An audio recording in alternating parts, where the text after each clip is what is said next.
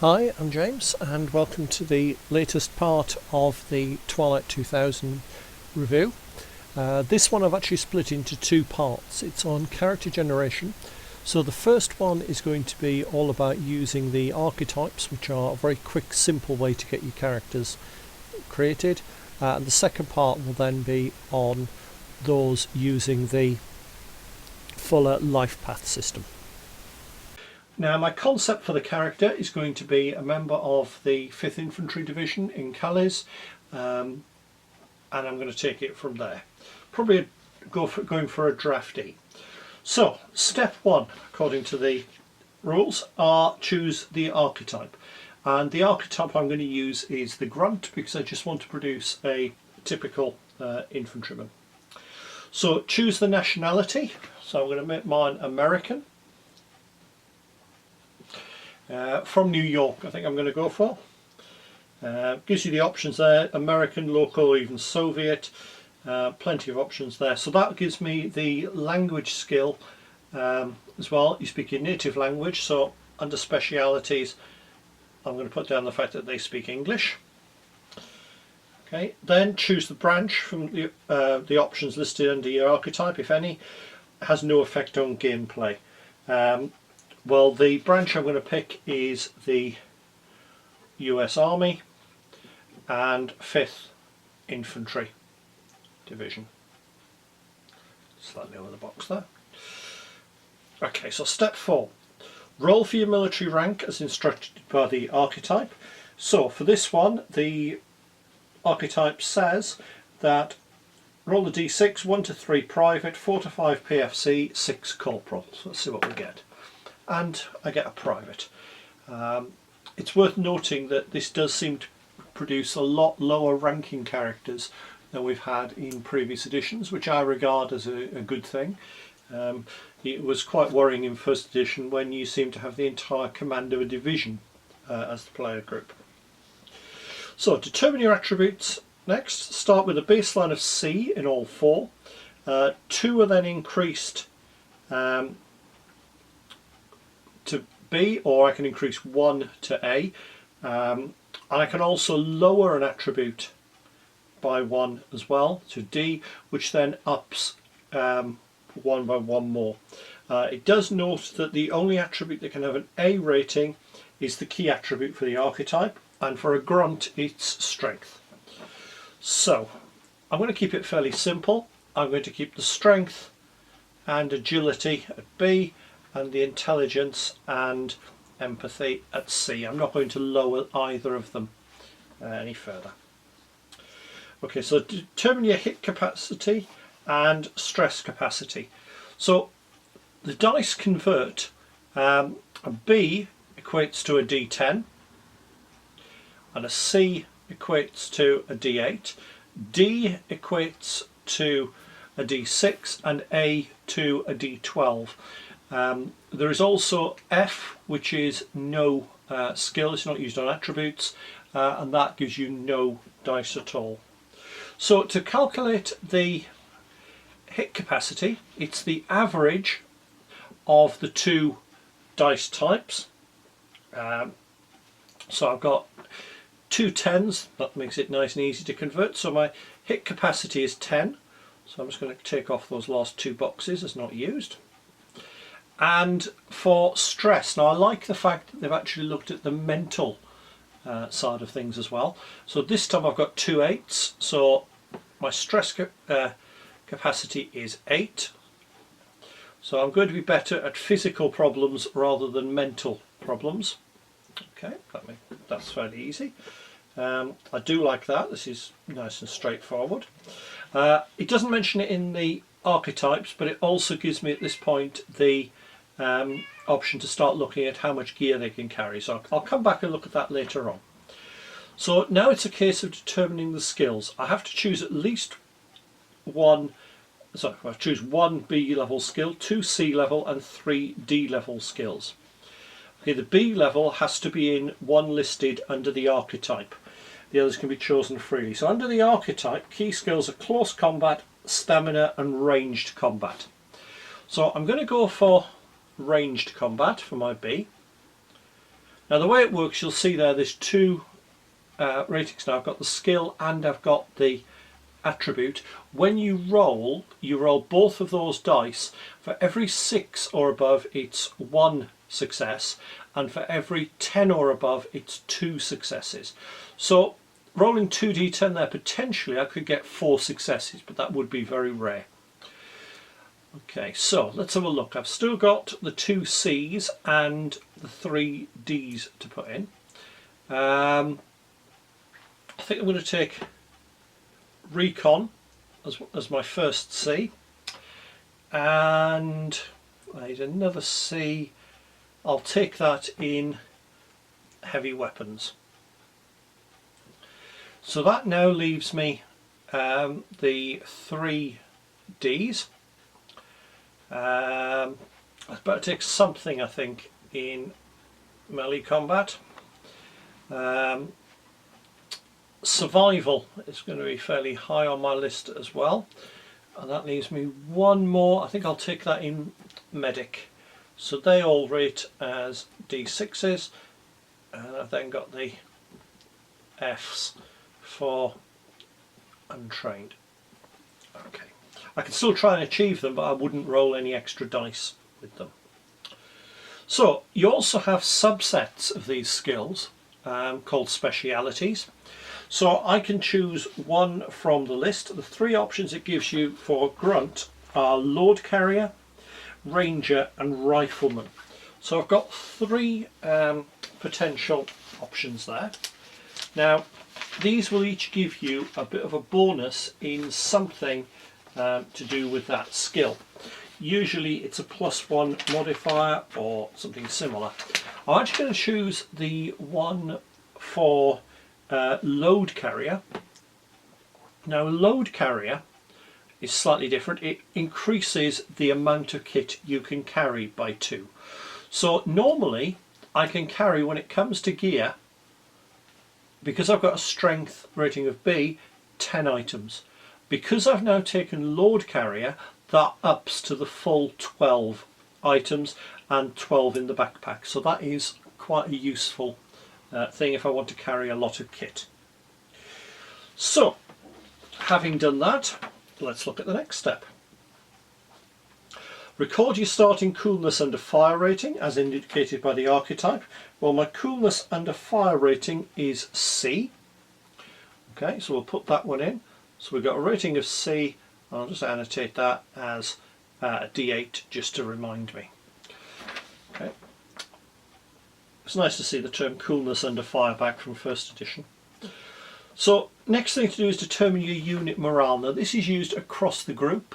Because I'm only generating the 1 character, that won't be apparent. Once I actually start putting a whole group together, then you would actually work that one out. So I'll skip that step for now. So choose your moral code from the suggestions listed under the archetype or create your own. So what have we got under the archetype for moral code? There's no good and evil here, there's just dead and alive. Make the world a safer place to save your soul, or the world is a blank state and you can be anything you want. So we've got a few options there. Or I can create my own.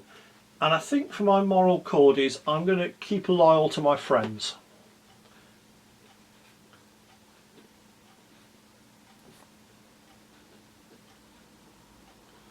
So that just gets annotated in.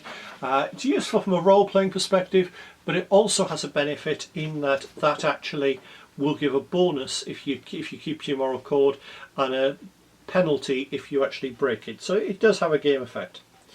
So the next one, choose your big dream from the suggestions listed under the archetype or create your own. So the big dreams are: become a powerful ruler, a person of importance in the world after civilization's collapse, keep your humanity and get to see home again, or stay alive, there isn't anything else that matters anymore. I'm going to sort of slightly modify one. My big dream is getting home with my buddies. My sort of concept of this is the fact that this guy is going to be very much part of a unit, and he's going to be very keen to ensure that he keeps to that unit.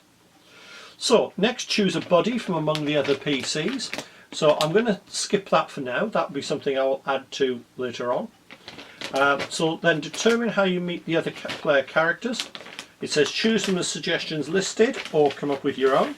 So the options it's suggested there: you've been with this unit since you arrived in Europe, this is your family now. Your own unit was massacred, you're the only survivor, 2 months on your own, then he spotted these people. Trust doesn't come easily. And at first they thought they'd shoot you because you were after all the enemy, but they patched you up, whereas your own people had left you to die. You owe them. Okay, I'm going to go for something similar to one of those. As in, when the 5th was wiped out, I was on the run, found remnants of another unit,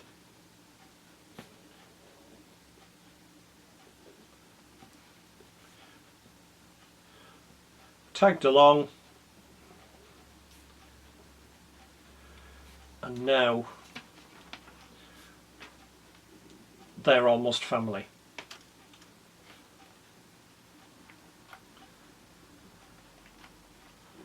Okay, so that's the step for how I've met the other players.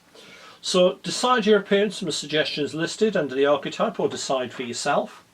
So the suggestions that they have are personalised helmet, buzz cut, zipper with a personalised motto, bury me upside down so the world can kiss my ass.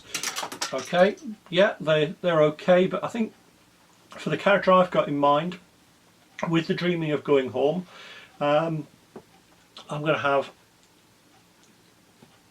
always wears I Heart New York t-shirt. Okay, so that's a little bit on the appearance. Choose a name and a nickname if you like from the suggestions listed under the archetype. What shall I use for the name? I think we'll go for John Williams. Okay, and a nickname. Now the suggested nicknames that they put in are Sledgehammer, Snafu and Oddball. I'm going to go for, again, tying it into the background, Apple, because he constantly refers to life in the Big Apple and wanting to get back there, so it just gives me that tie into that. So next, pick your gear from the choices listed under the archetype. So we're going to start looking at the different bits of kit that you get. So the first thing you get is an assault rifle as appropriate for your nationality. So I'm playing an American. Looking on the data charts for this, the options for assault rifles are M16A1, M16A2, M4 and M4A1. I don't see this character as anything unusual, so I'm going to go with the M16A2. So I may as well fill the stats in for this at the same time. The rate of fire is 3. Okay. We've got the damage as 2. The critical is 3. Armour is 0. Now I'm going to look at these because they are in a different order to how they are in the data charts, which is a little bit frustrating. We have a range of 6. Magazine, okay, is 30. Reliability class is A. That can change during gameplay, which I thought was a nice touch. Blast it doesn't have, and it's got a weight of 1 unit. So I've got my M16. You then get D6 reloads. So let's see how many reloads I get. 6. That's quite useful. Now, when you actually start looking at your weight items, the amount of gear that you can carry is limited. Now, each magazine weighs a quarter, so I can put my M16 mags here. At least I've got a full load of ammo. That's quite useful. So it's taken up 1 pouch and it's going into the second. I'd mentally class these as pouches because it just fits how I look at things in real life. So the next thing we have is is a flak jacket and a helmet. So the flak jacket protects the torso, so under the armour value we've got 1, so I'll make a note that I've got flak jacket. Okay, and I'm assuming that that would also have to be listed on here. So we've got flak jacket. Also, I suppose we'll need to include the M16 as probably worth being on the list. I'm not entirely sure that they need to go into those. I will have to check that one up. But that's covered there. So the next thing I've got, I've got the helmet as well. So we'll have the Kevlar helmet, since that's a standard issue. Again, it's got an armour rating of 1, and it takes up half a weight unit.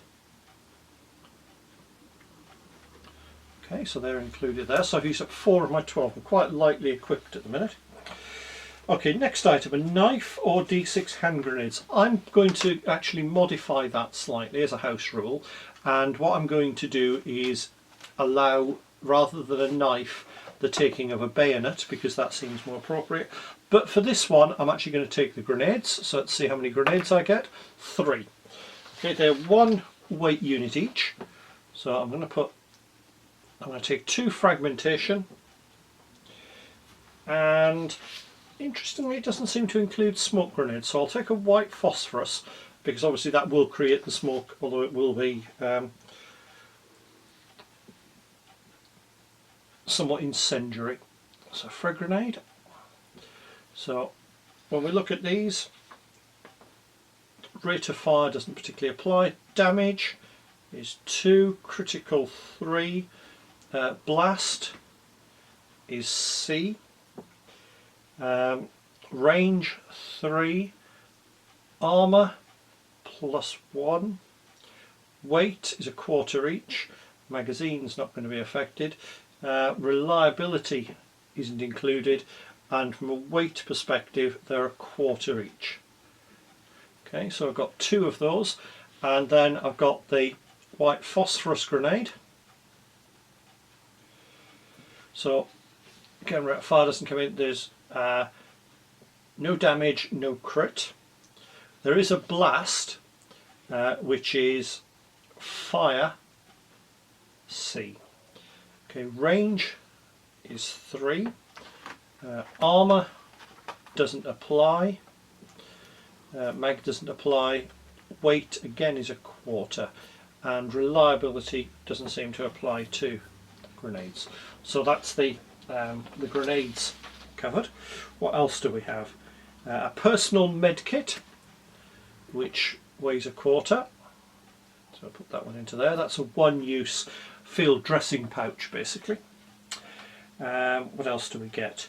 We get fatigues, which don't count against the weight. So I'll put those down the bottom. Now what it says under fatigues is the camouflage pattern include boots, socks, undergarments and gloves, count as adequate clothing and protection against cold except in severe winter, and the camouflage pattern gives +1 to recon rolls due to the fact that it blends in. So I'm making up +1 recon. So that's the fatigues. We then get a backpack. So the backpack doesn't take any weight itself, and it can be used to carry a number of encumbrance units equal to the strength dice size, which for mine is a 10, but with the plus because of the load carrier. So anything I put in there is going to be harder to get at, but I can drop the backpack and then it no longer applies. Now I've got D6 field rations, so let's see how many of these I get. So I've got 4 field rations, basically the MRE. It talks about the minimum shelf life of 3 years. Yeah, I'm going to put a guess that most of the early ones will at least have been used up. It gives me a full day of food, and it's a quarter per ration. So what I'll do is I'll put 1 into a pouch, and the other 2 are going to go into side pockets on the Bergen. I quite like the fact that we actually have this where am I carrying kit? That does appeal to me. And then I've got D6 rations of clean water. So how many do I get? 6 of them. Well, I think I'm going to carry 2 of them on the belt and the remainder in the Bergen. For those who are new to trying to kit out a character with things like that, there's a very good advice I was given many years ago, which is you survive out your combat jacket, you fight out of your webbing, and you live out of your Bergen. So you may find that's quite a useful way to look at things. So back to the guide. What else do I still have to do? I've picked the gear. So the next step is pick a group gear. So a group then gets entitled to extra pieces of kit based on the size of the group. Obviously I was on my own, I'm not dealing with that at the minute. And then I have to look at how much radiation I've had. Radiation comes in 2 types, a temporary and a permanent. These are permanent. So let's see how much radiation damage I've taken. I've taken 6, that's not good news. So that's now going to be a case of trying to avoid anything that's going to give me radiation. One thing it doesn't mention is the fact that you can carry tiny items. These are small little things like penknife, photos, things like that. So I'm just going to chuck a couple in there. Penknife is obviously going to be something so most people will carry. I'm going to carry a lucky coin, I think. No game terms, but it's just a nice little thing to have. We'll have a photo of parents, and I think we'll chuck one more in. That's I think what we're likely to have. I think what we'll have, again, it's going to have no real game effect, but we'll have a New York Yankees baseball cap. And that's the first character fully generated. It's taken me about 22 minutes, bearing in mind that if I was creating this for real, it would be done a fair bit faster. I'm doing all the talking through and thinking things through. You could easily generate a few of these, have them handy, and they're very quick to give out to players who are joining in. Good for a quick one-off game where you don't want to be bothered going through generating everything, and yeah, it came together very easily, very simple to follow, and I think I've got a character who has got a bit of a background to them. They're not just numbers on a sheet. The fact that you're actually introducing the moral code, the big dream, the appearance, how you met the group, they're all in there. It's a very sophisticated role-playing system. I am quite impressed by that. Yeah, so that's the simple archetype system. What I will do later on is to generate some using the life path method, which is slightly more complex, and for those who remember 2nd edition or classic Traveller, you're going to go through terms working out what actually happens to you in each one. See you soon.